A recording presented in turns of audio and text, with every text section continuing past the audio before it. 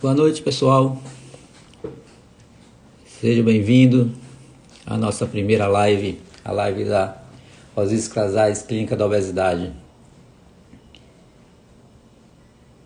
Vamos esperar um pouquinho para as pessoas começarem a entrar, tá? Antes disso, só falar aqui rapidamente para vocês entenderem essa live, essa primeira live que nós estamos fazendo, é justamente o ciclo das especialidades associadas, tá? Nós resolvemos fazer durante todas as quartas-feiras, a partir dessa primeira quarta, né, um bate-papo com alguns profissionais da clínica e mais na frente nós vamos também conversar e convidar outros profissionais que falam sobre temas sempre relacionados com a obesidade. É mais ou menos como a gente fazia nossas reuniões, na época lá no Centro Médico da Aliança, né, com os pacientes, e também a ideia é justamente essa, que a gente consiga transmitir alguns temas que sejam relacionados com a obesidade, que os pacientes consigam tirar suas dúvidas, tá? Que a gente consiga esclarecer sempre alguns tópicos que são relacionados tanto à cirurgia, mas também que não só em relação à cirurgia, mas também com relação ao tratamento da obesidade, tá? Então assim nós teremos um bate-papo com um psicólogo, depois teremos com um nutricionista, com um fisioterapeuta, com um endocrinologista e futuramente com outros profissionais também teremos, tá? Esse hoje nós vamos conversar inicialmente, vamos abrir esse ciclo de bate-papos com as especialidades associadas com a nossa psicóloga, né, a atual psicóloga da equipe, que é Valéria Caniello. Tá? Vou fazer o convite para ela, para poder ela venha participar aqui com esse bate-papo.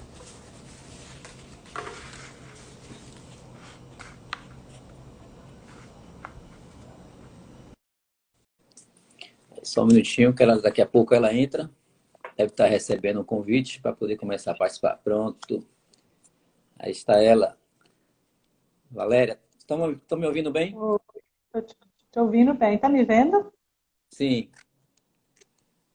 Tá. Tá me vendo? Não estou vendo. Não estou me Agora não. vendo. Agora você sumiu. Apareceu. Apareceu? Então tá bom. Apareceu.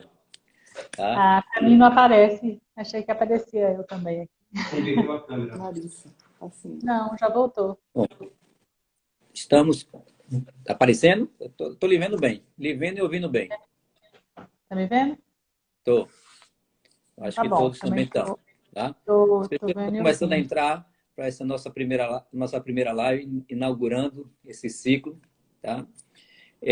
Vou falar um pouquinho sobre Valéria, né, para vocês, muitos não conhecem ainda, que ela começou recentemente com a nossa equipe.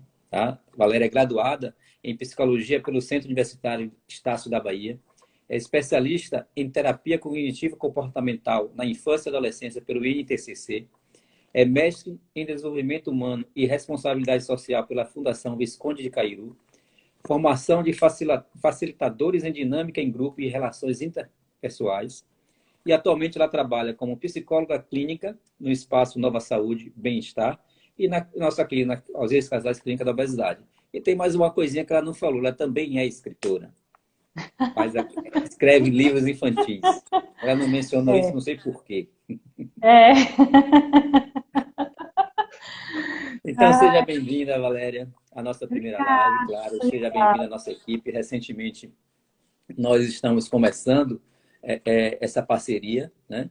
Valéria veio para a nossa equipe justamente nesse momento que nós estamos vivendo essa pandemia, Momento. tá? Ou seja, isso já ganhou um grande ponto positivo de coragem, né? Que nem todos têm essa coragem de começar a trabalhar no meio dessa pandemia. E estamos juntos aí nesse novo trabalho.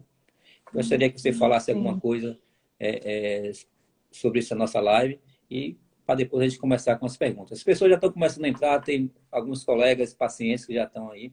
Estamos com um Já bom estão aí, número, com né? 18 já ao vivo, e vamos em frente.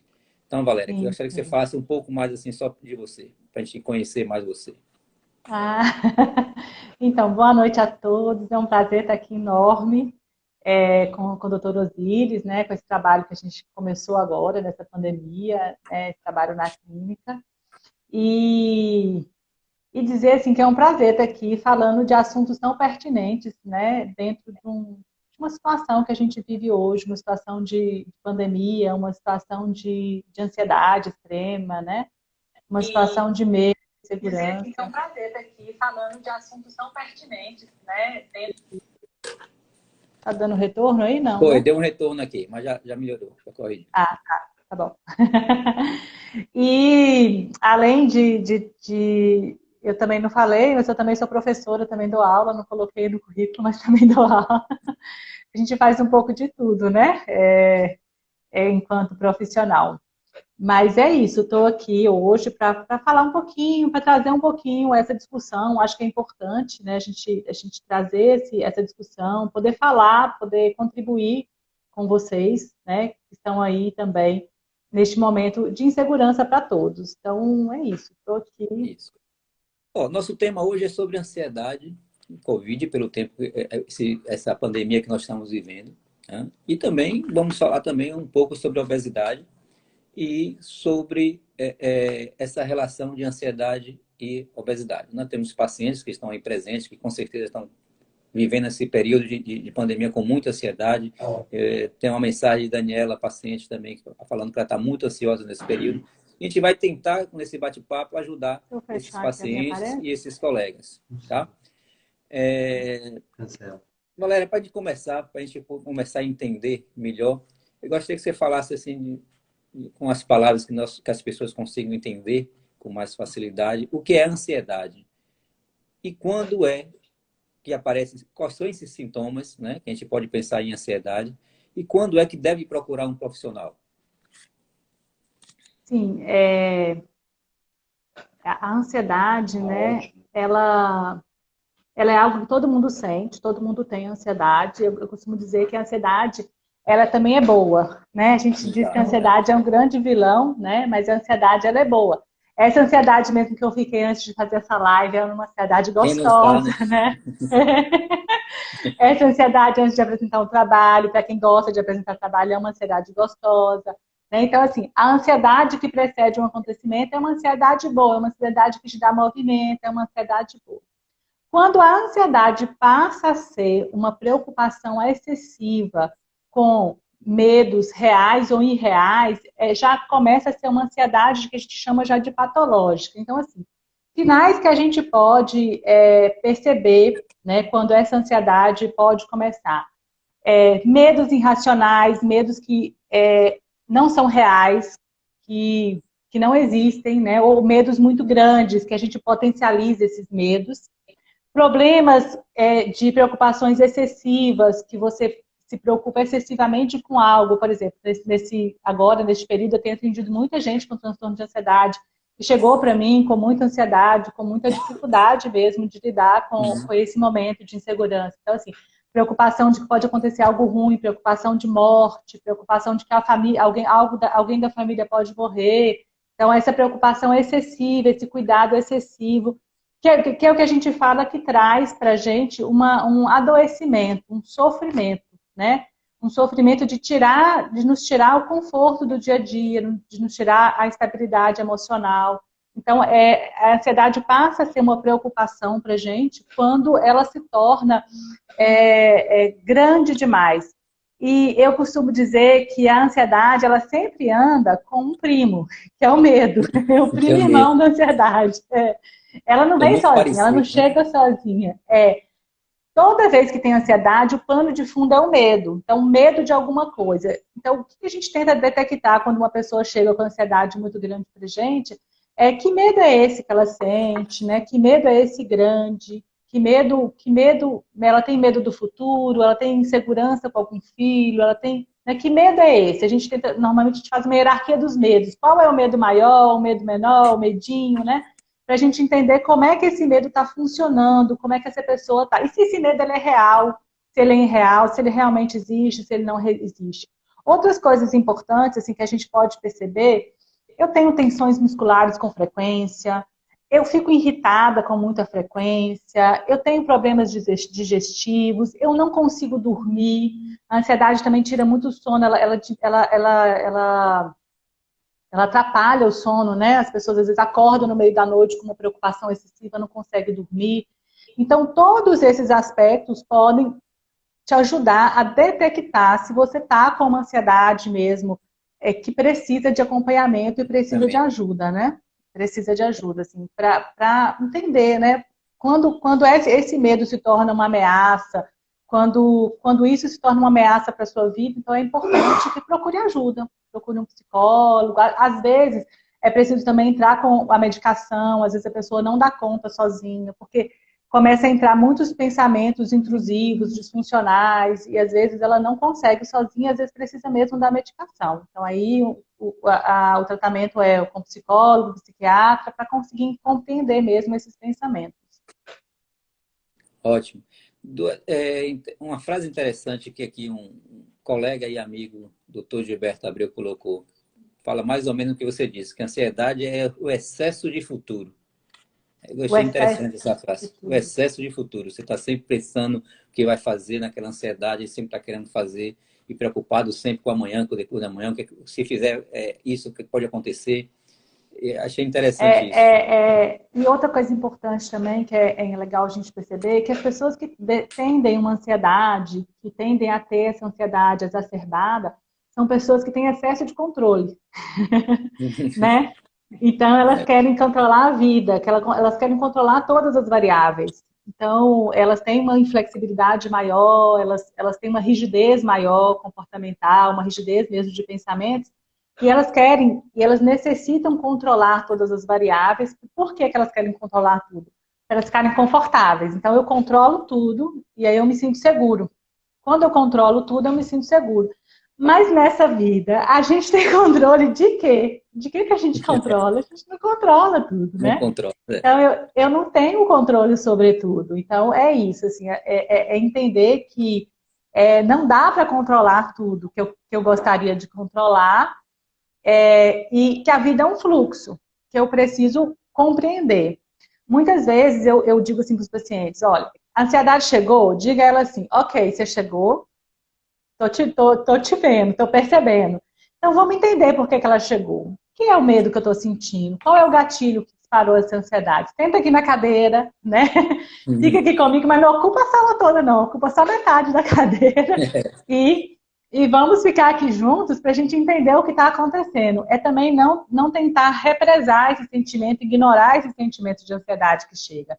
É compreender quando ele chegar, entender o que está acontecendo. O que me deixou ansioso? O que me deixou ansioso é verdade? Tem possibilidade de acontecer? É real? Então, assim, são as perguntas que a gente pode começar a perguntar e a fazer se começa a ter vários picos de ansiedades, né?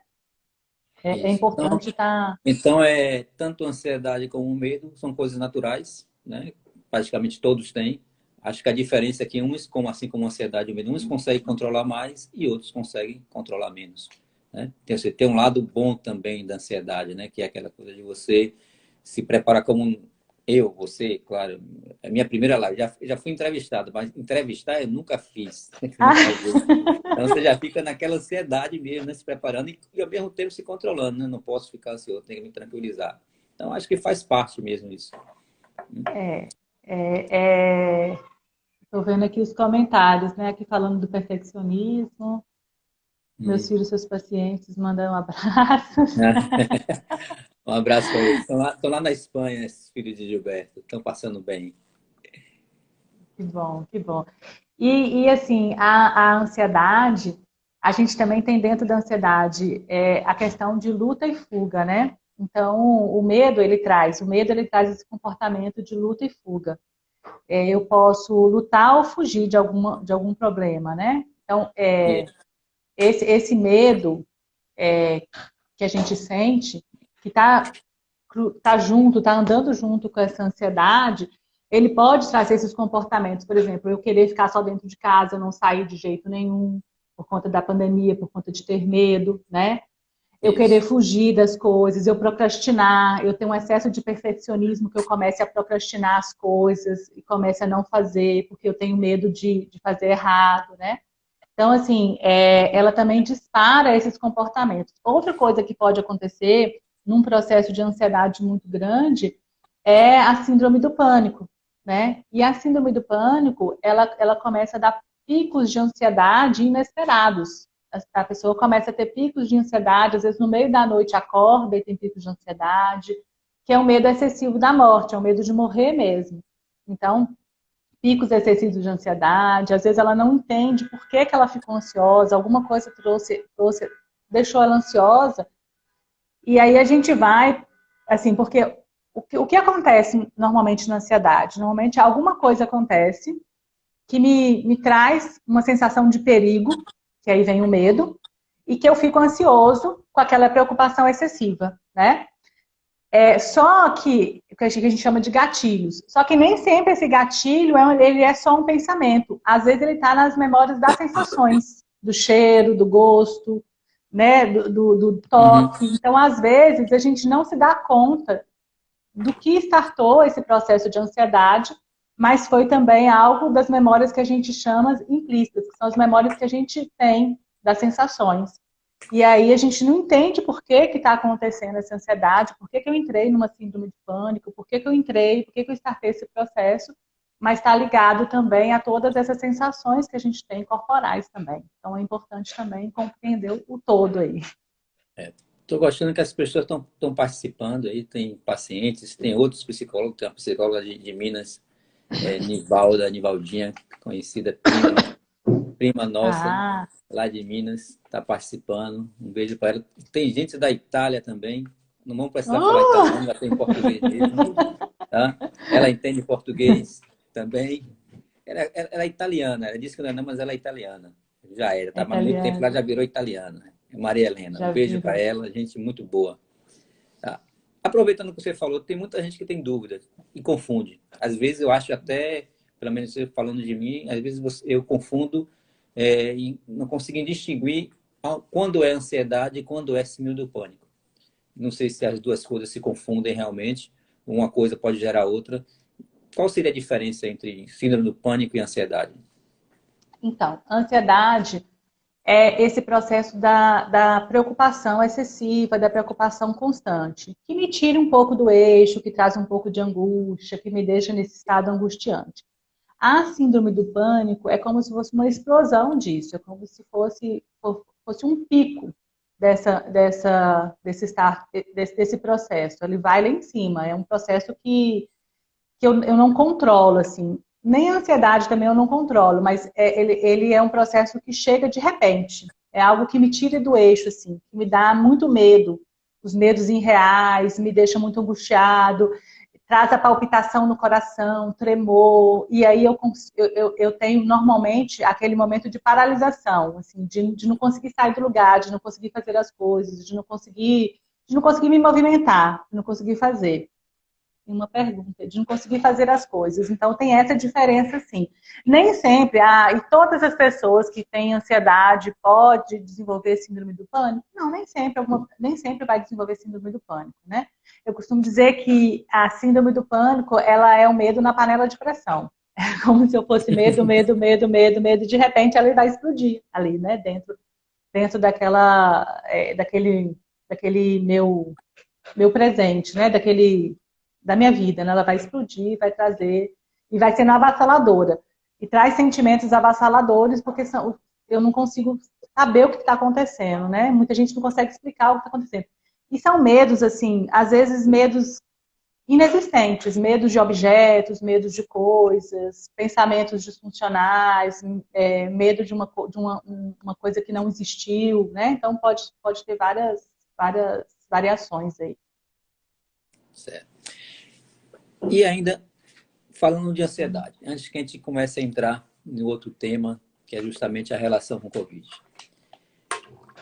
Qual seria, só um segundo aqui, só para que a gente consiga até ajudar, né? Tem alguns pacientes que estão colocando que estão tendo muita ansiedade, estão tendo muita ansiedade nesse período. Existe alguma técnica que a gente possa usar para controlar a ansiedade? Sim, existe. Existem várias técnicas que a gente pode trabalhar. A primeira coisa que a gente trabalha dentro da terapia cognitiva é diminuir os sintomas. Porque a pessoa que sofre de ansiedade, ela se sente muito mal mesmo. Assim, ela é algo que atrapalha ela no dia a dia, é algo que ela tem dificuldade de conseguir lidar mesmo no dia a dia. Então, assim, a gente tenta fazer primeiro, a gente começa diminuindo os sintomas disso. Como é que a gente consegue diminuir esses sintomas? fazendo primeiro a psicoeducação da ansiedade. Do que é ansiedade? A pessoa precisa entender. Muitas vezes ela não entende o que está acontecendo com ela. Então, assim, é identificar qual a ansiedade que ela tem. É uma ansiedade generalizada? É uma fobia? Porque, assim, também tem outra coisa. Dentro do campo, né, da ansiedade, a gente tem vários tipos de ansiedade, né? Então, qual é essa ansiedade que eu tenho? Identificando isso, nós vamos trabalhar a questão dos pensamentos disfuncionais. Quais são esses pensamentos? A gente chama de exame de evidências, né?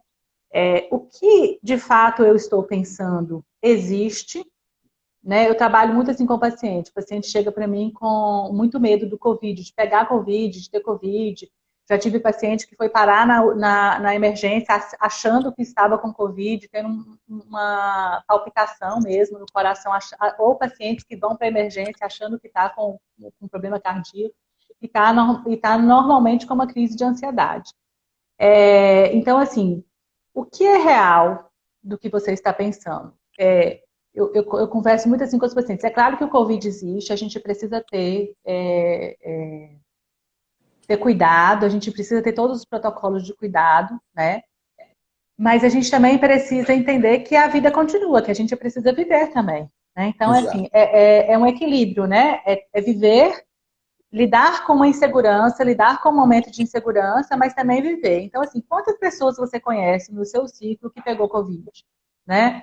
Quantas pessoas você conhece que ficaram graves? Então, a gente faz todo um trabalho assim, do que está dentro desse temor que você tem, o que é real, o que não é, em porcentagem, o que a gente pode considerar. Então, a gente traz os fatos reais, a gente trabalha bem os fatos reais para que a pessoa conscientize que aquela ansiedade dela é muito grande, né? Assim, não precisa dar aquela ênfase toda. Normalmente tem uma ênfase maior, que a gente chama da tempestade no copo d'água, né?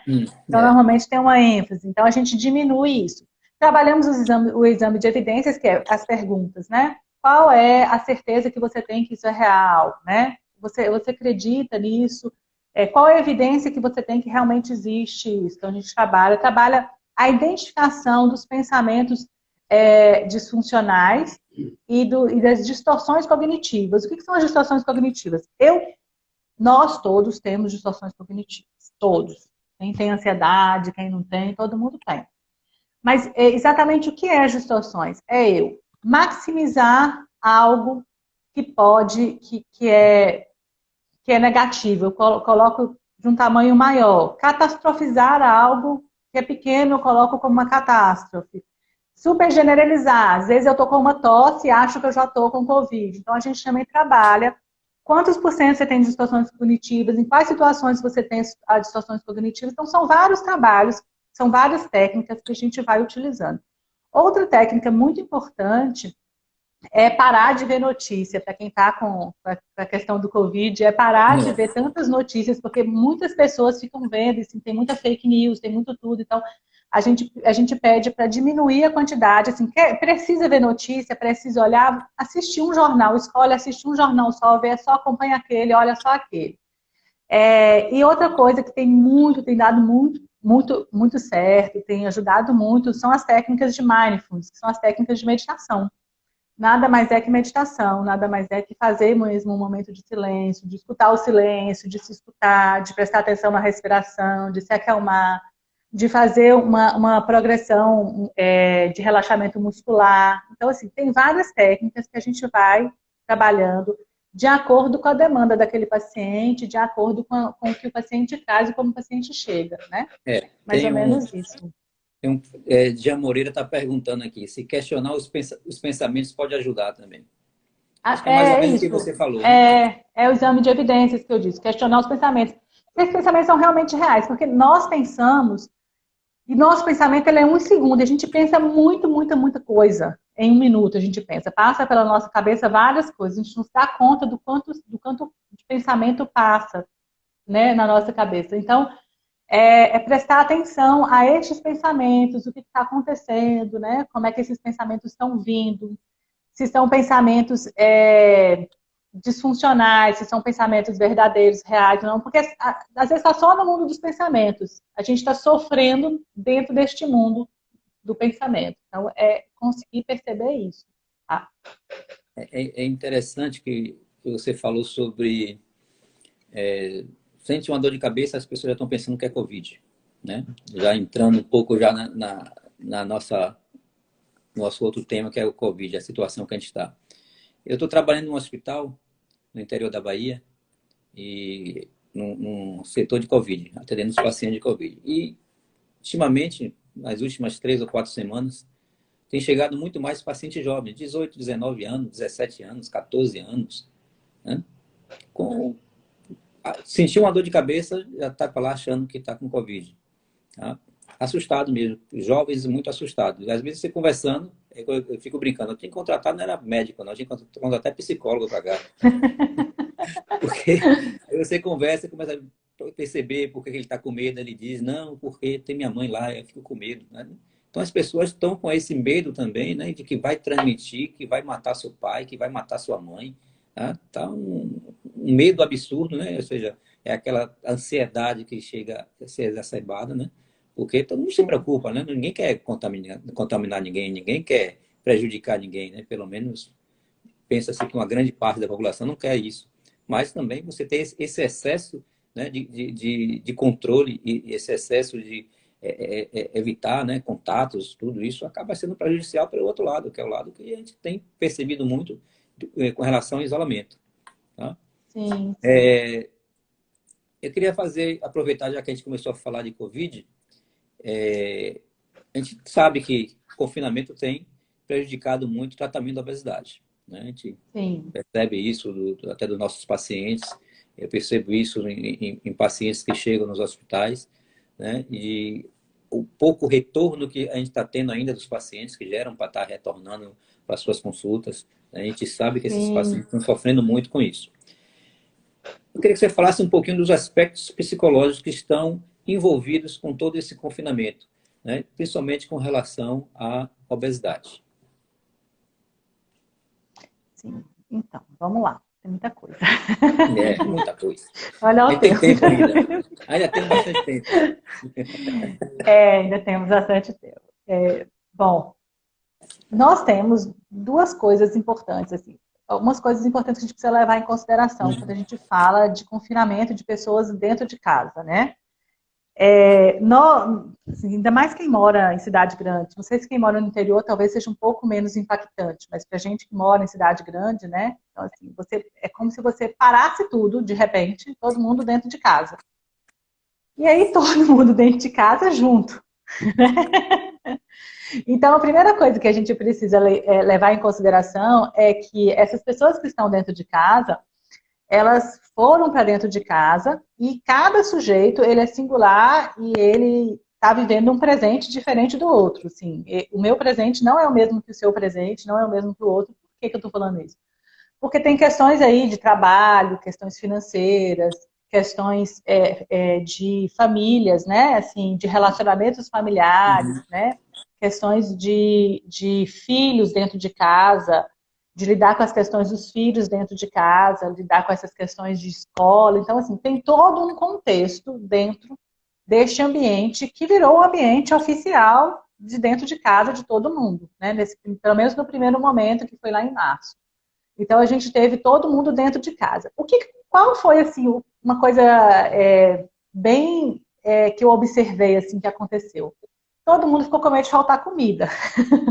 Não sei se vocês observaram isso, mas as pessoas, quando começaram a pandemia, aqui mesmo, meu marido fez uma compra enorme, eu tive que doar coisas, porque a primeira grande dificuldade nossa é que ter falta de comida, porque comida, ela é a nossa subsistência para a sobrevivência. Então, assim, ela tem uma ligação forte com a questão de sobrevivência nossa, né?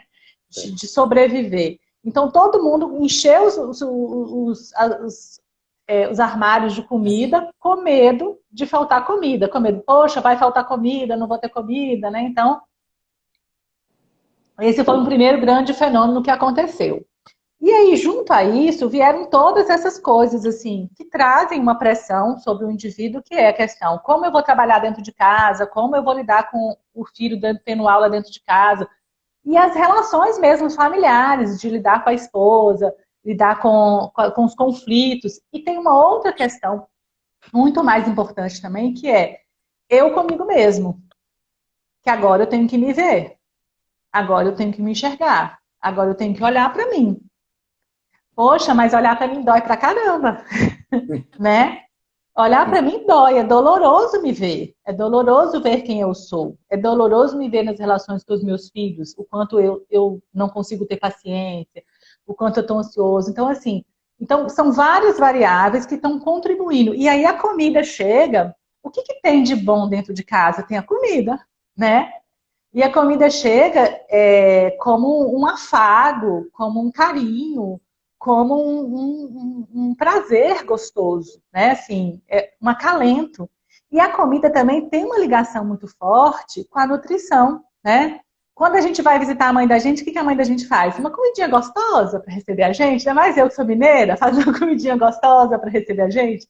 Então, a comida também tem essa relação afetiva, né? Essa relação de cuidado, de acalento, de prazer, de nutrição. Então, muitas pessoas resgataram as receitas antigas para fazer, né? E começaram a cozinhar mais, a ir para a cozinha, que é o prazer que está tendo, né? Que é o que a gente chama da compensação. Eu preciso me dar um presente. Eu não estou saindo. Eu estou aqui com tantos problemas para resolver. Com meu chefe com uma demanda cheia, porque também tem outra coisa. As pessoas que começaram a trabalhar em casa, às vezes a gente acha que está trabalhando menos, está trabalhando mais, está trabalhando 12, 13 horas. Então, assim, e aí eu lá, meu chefe mandando coisa, achando que eu não estou trabalhando, eu estou trabalhando. Então, eu mereço um docinho, eu mereço um chocolate, eu mereço comer alguma coisinha, né? Então, assim, tem tido esse fenômeno e, junto a isso, que a gente pode falar, que eu gosto assim, de falar, que são os fatores psicológicos mesmos, são dois grandes fatores que a gente tem, que é a ansiedade e a afetividade, que está ligada aos sentimentos ruins que a gente pode sentir, que eu chamo de, né, que vários autores chamam de regulação emocional. Então, assim, a ansiedade, a gente já falou um pouco sobre ela, e eu vou falar um pouquinho da regulação emocional. Que a ansiedade é essa dificuldade de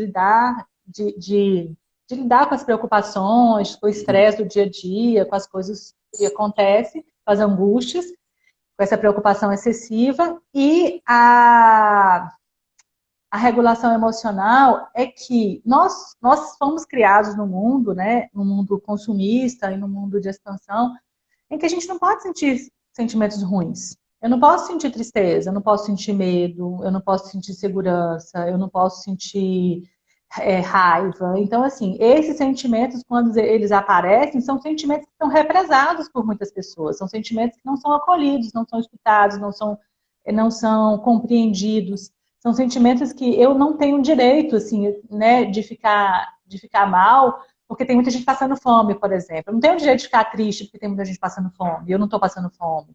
Eu não tenho direito de ficar mal, porque tem muita gente pior do que eu nessa pandemia. Mas você tem o direito de ficar mal, é um direito seu ficar mal. É um direito seu não estar tudo bem, é um direito seu ficar triste. A tristeza não quer dizer depressão. A tristeza excessiva, sim, é depressão. Mas momentos de tristeza, eles são importantes para mim conseguir entender os meus processos, para mim conseguir acessar as minhas memórias, para mim conseguir entender o que está acontecendo comigo. A raiva é um sentimento espetacular, porque é um sentimento que dá movimento a você. A raiva quando ela é bem gerida, ela te dá movimento para a vida, ela te dá ação. Dá um né? impulso. Dá um impulso para a vida. Quando ela é mal conduzida, ela pode te dar problemas, mas quando ela é gerida de uma forma boa, ela pode te dar impulso para a vida, para decisões, para ações importantes na sua vida. Então, as pessoas não conseguem sentir esses sentimentos. E aí a gente entra nessa questão de condensar todas essas emoções, de represar essas emoções todas, né? E que vai explodir aí como um vulcão daqui a pouco, como uma avalanche, uma tsunami. E aí vai na compensação da comida. E muita gente, a gente pode perguntar, até quem está aqui pode responder. A gente pergunta aqui, você sabe o que é alegria? Aí a pessoa vai responder, sei o que é alegria. Então explica para mim o que é alegria. Não sabem explicar. Como é que é quando você sente alegria? Explica o que é tristeza. Muita gente não sabe explicar o que é a emoção. Só sabe sentir, mas não sabe explicar, não sabe entender como a emoção funciona dentro, né? E aí este processo vai trazendo dificuldade para lidar. E aí a comida tá ali, gostosa, cheirosa, né? É fácil de fazer, né? Me perguntaram uma vez justamente sobre isso. Que é que eu poderia passar um conselho para os pacientes que estão nessa fase de pandemia, com ansiedade, de controle com o peso, né? E eu falo justamente isso. Não está no momento de chegar para o paciente e dizer assim, olha, faça a sua dieta, não coma isso, não coma aquilo. Porque às vezes é justamente isso. A única coisa que ele está tendo de alegria nesse momento é a comida. Então, você pede para ele ter o controle o máximo possível, mas também exigir que essa pessoa também, que já está sofrendo com tanto problemas dentro de casa, né? Ansiedade, problemas com família, com filho, né? Não poder trabalhar, uma série de coisas, e você ainda diz para ele, não pode comer isso. É meio frustrante para ele, né? Então, geralmente, a gente pede para que ele tenha o máximo de controle possível. Mas também, numa hora dessa, a gente não pode exigir tanto. Depois vai correr atrás do prejuízo, depois que voltar tudo ao normal. Né? Depois vai correndo atrás, assim, pode fazer algumas coisas, pode, assim, o que eu trabalho muito com os meus pacientes que sofrem de compulsão e que têm essa dificuldade mesmo com a alimentação, é que encontra um caminho do meio, né? Nem 8 nem 80, nem enfia o pé da jaca demais, mas também não se... porque também, assim, você vai fazer dieta num período tão difícil, um período tão conturbado, como é que você vai também se privar da única coisa que sobrou, que foi o prazer da comida? Como aí a Alessandra Franco falou, que comida traz um prazer imediato. Imediato, porque traz o prazer da serotonina, né? Que nos neurotransmissores tem do carboidrato, então traz esse prazer, mas é um prazer curto também, né? Outra coisa que acabou foi a questão da atividade física, né? Muita gente não estava conseguindo fazer atividade física, né? Antes. Então, assim, o que eu trabalho com os meus pacientes para que consiga conter. Procure um caminho do meio. Nem 8, nem 80. Tudo bem. Você quer comer algumas coisinhas gostosas? Ok. Tudo bem.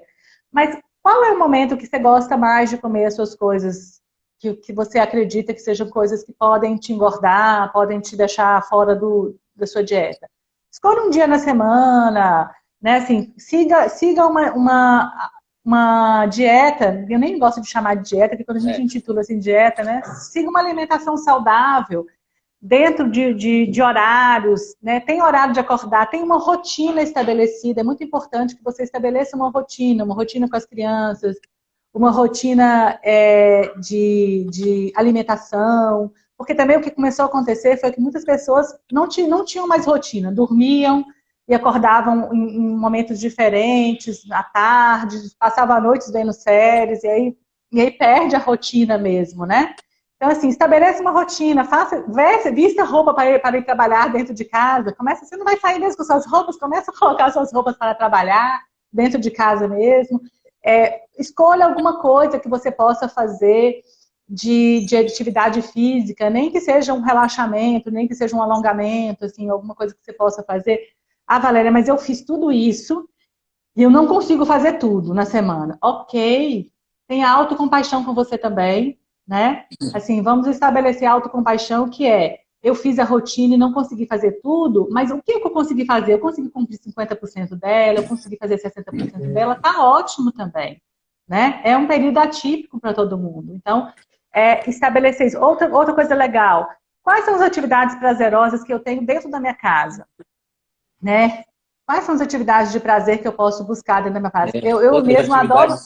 Manuais, também, alguém colocou aí também que atividades manuais, né? Atividades manuais, de crochê, de pintura, né? Atividades que tragam prazer também.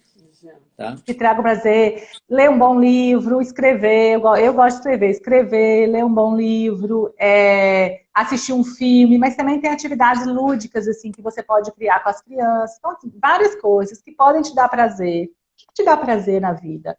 Que você pode fazer com você mesmo, você e você, sabe? Assim, buscar essas coisas que pode te dar prazer. E quando ficar muito difícil, muito difícil, muito difícil, muito difícil, né? De estar dentro de casa, vai dar uma volta na orla, ver o mar, né? Faça uma caminhada, se conseguir. É importante também a gente poder... Pega o carro, dá uma volta de carro, né? É importante poder fazer essas coisas também para poder ter tudo claro, respeitando o seu limite. Cada um tem o seu limite. Então, tudo é claro, respeitando o seu limite interno. Né? É isso. Quem tem perguntas? Eu queria, inclusive, agradecer a participação de todo mundo. Tem algumas pessoas estão fazendo algumas perguntas que eu vou deixar um pouco mais para o final, porque tem algumas perguntas que não estão dentro do tema, são interessantes, mas eu vou deixar para perguntar mais no final, para a gente também não se perder do nosso tema. Tá? Nós temos a segunda fase agora.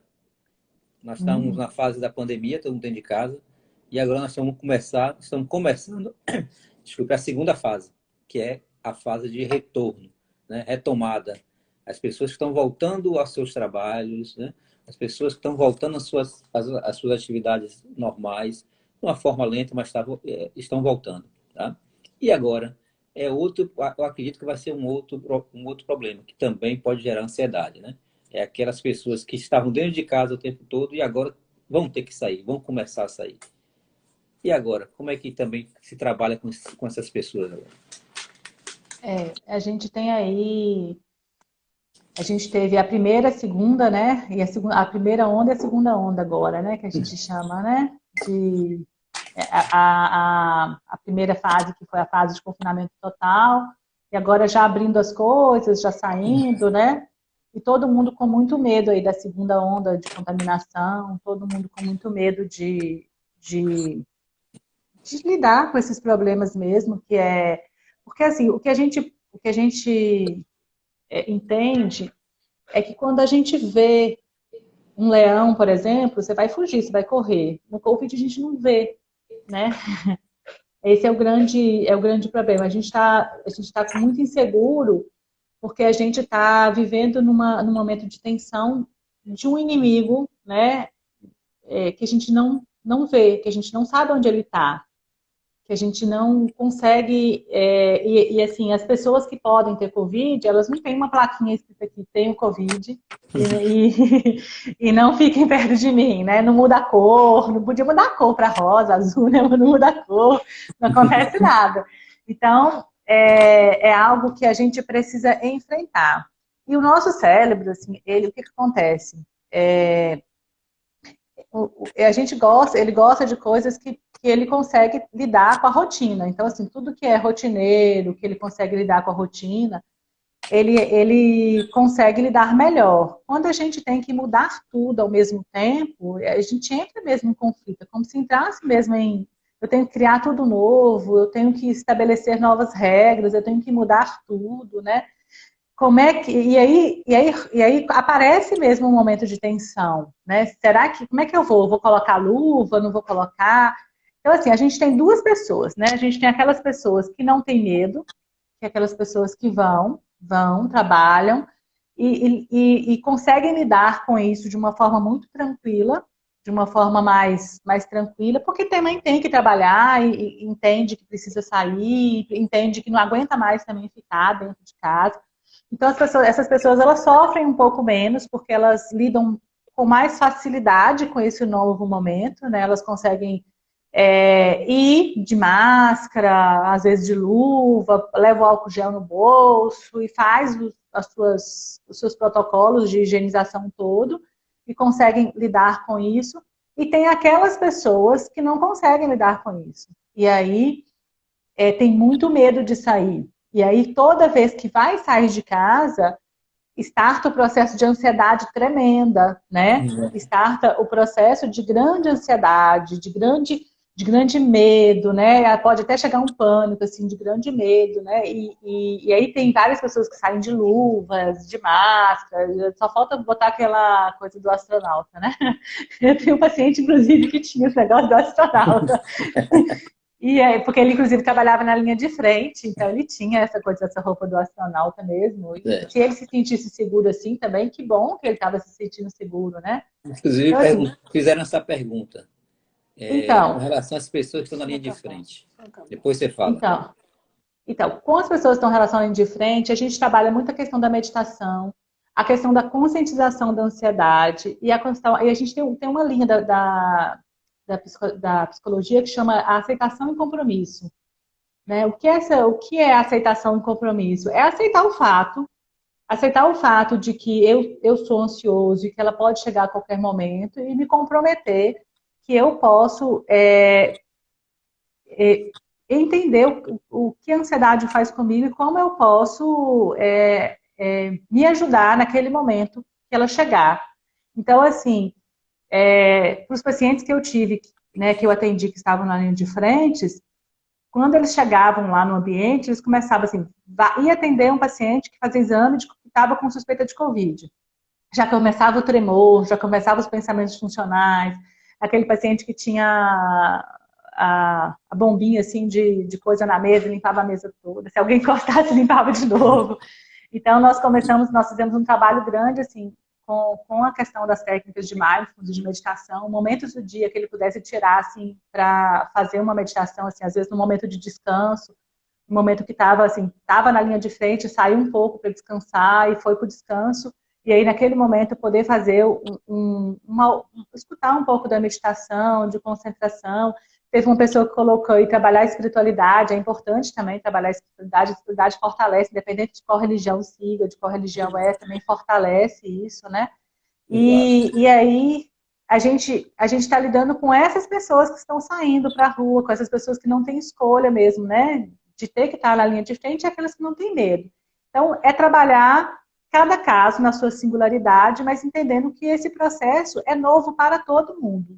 É um processo que todo mundo tem medo, que todo mundo está aí, né?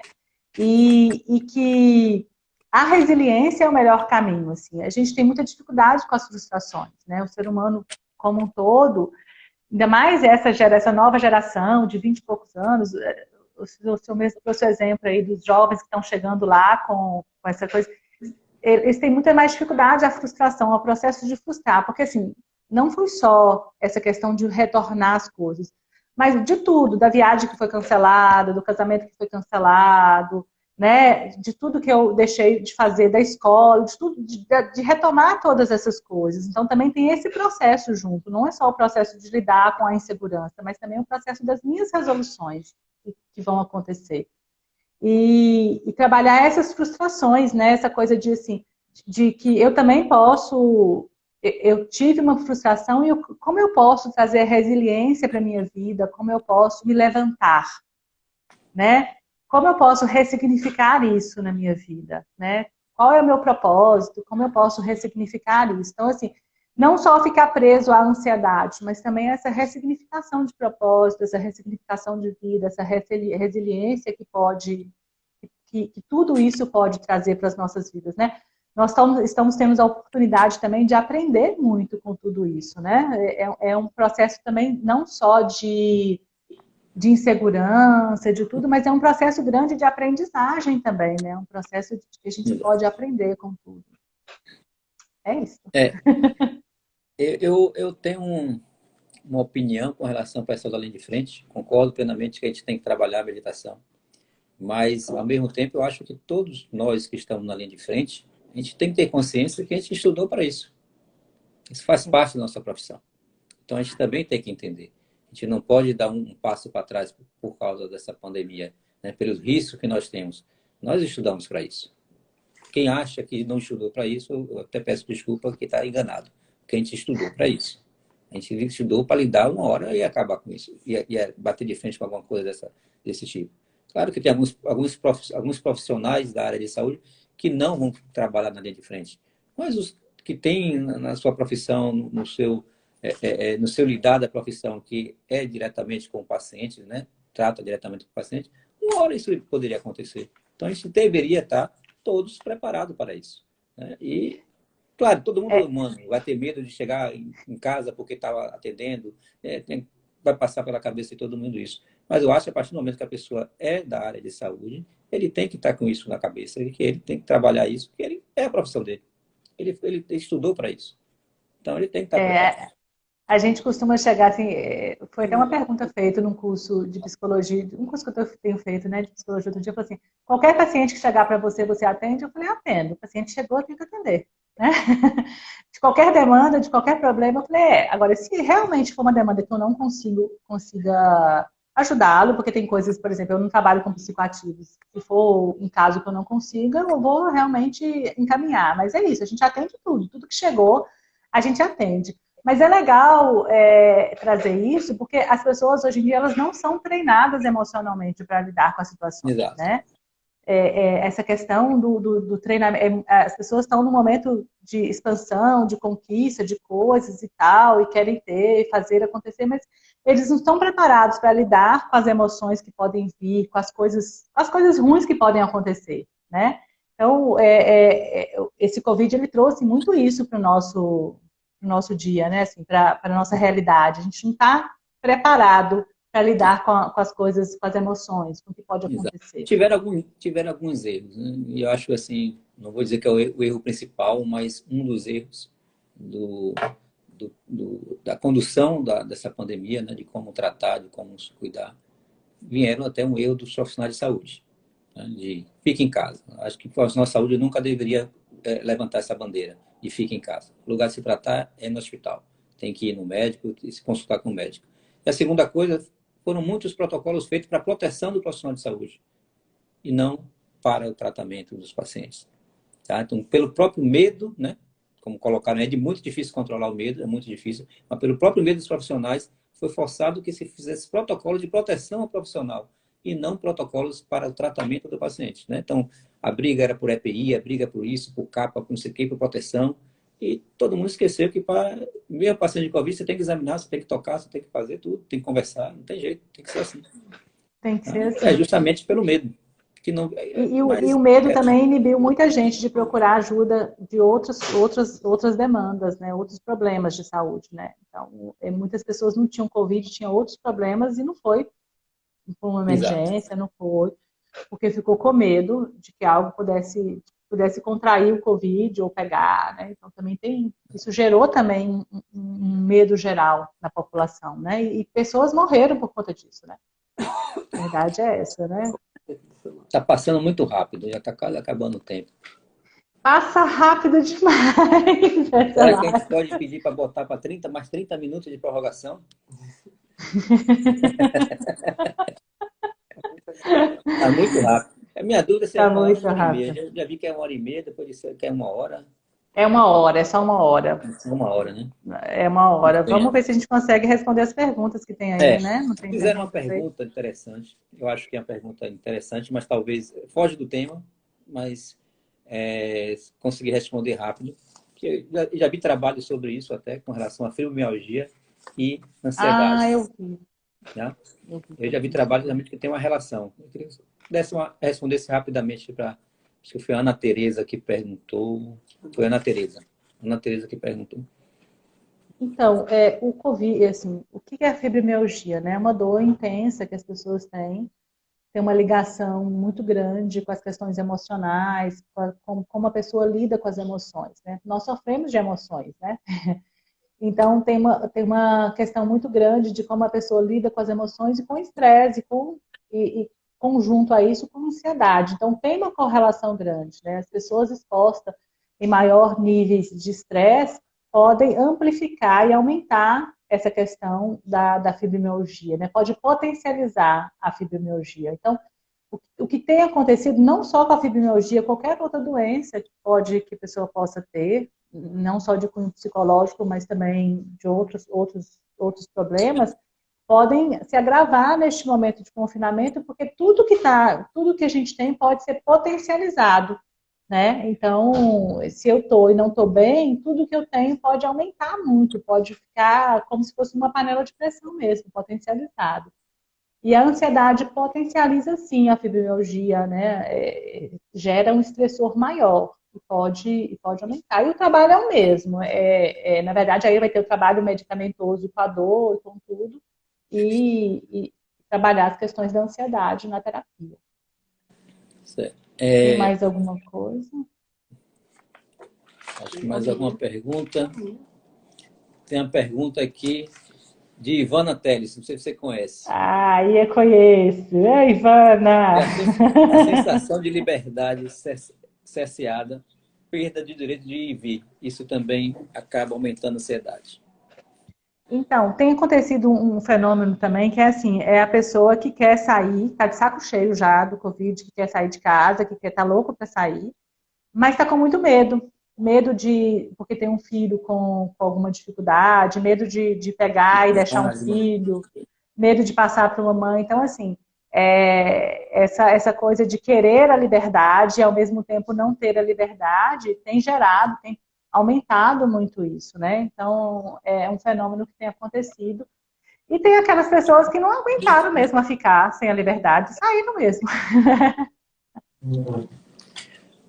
Bom, nós estamos... Tem outra pergunta. Tem uma outra Como pergunta. manter o controle emocional e ansiedade? Acho que fizeram a pergunta, acho que você já respondeu. Como manter o controle emocional e a ansiedade, né? Com aquelas técnicas de você de controlar a ansiedade, né? Já foi dito isso aí. Então, controle emocional, assim, quando a gente fala de controle emocional, a gente fala de regulação emocional. A primeira coisa do controle emocional, da regulação emocional, é aceitar a sua emoção quando ela chegar.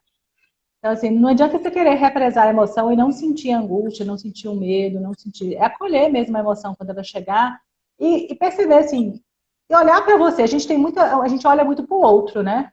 E o Covid fez isso com a gente teve que olhar muito para a gente. É. Então, assim, olhar para dentro, olhar para você, olhar quem você é, por que que eu tô, assim, com tanta angústia, por que que eu tô com tanto medo, por que que eu tô com muita raiva, né? E eu tô certa, assim, essa raiva, ela é real. E assim, uma coisa que eu sempre falo, você tem um direito de ficar com raiva, você tem um direito de ficar triste, né? Então, acolher essa emoção. Mas as pessoas falam assim, a gente imagina falar com as crianças, principalmente, não fica com raiva, não tenha medo, não, né? A gente fala, isso, você tem um direito de ficar com raiva, é um direito seu ficar com raiva, né?